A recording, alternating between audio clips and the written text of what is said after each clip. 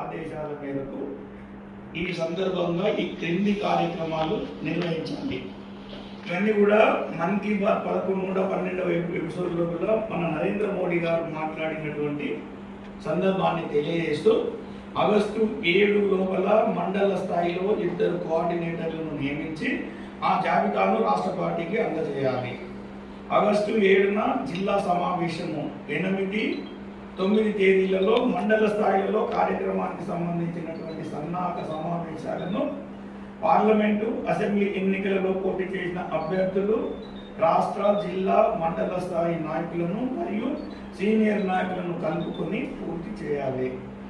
August 10-11 స్వాతంత్ర సమరయోధుల విగ్రహాలకు, అంటే మహాత్మా గాంధీ కావచ్చు, ఐలమ్మ కావచ్చు, లేదంటే అంబేద్కర్ కావచ్చు, ఇంకా సుభాష్ చంద్రబోస్, భగత్ సింగ్ లాంటి వాళ్ళు ఉంటే కూడా అట్లాంటి విగ్రహాలకు స్మారక చిహ్న